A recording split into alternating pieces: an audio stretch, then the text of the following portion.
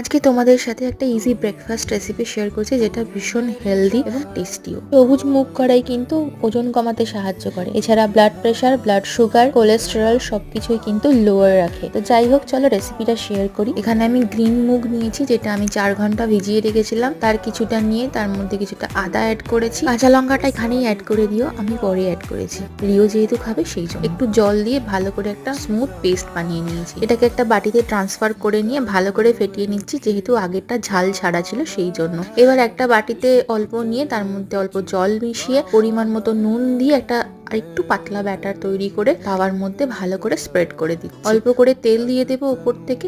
এবার একদম হালকা আঁচে ভালো করে এক পিঠ ভেজে উল্টে দেবো, আবার আরেক পিঠ ভেজে নিলেই আমাদের হেলদি ব্রেকফাস্ট রেডি, যাকে বলে। প্রথমবার বলে কিনা জানি না, তবে রিওর কিন্তু খুব ভালো লেগেছে। আমি একটু চিজ দিয়েও বানিয়েছি, খেতেও বেশ ভালো লাগছিল। ও, নামটাই তো বলা হয়নি, এটা মুগ ডালের চিলা।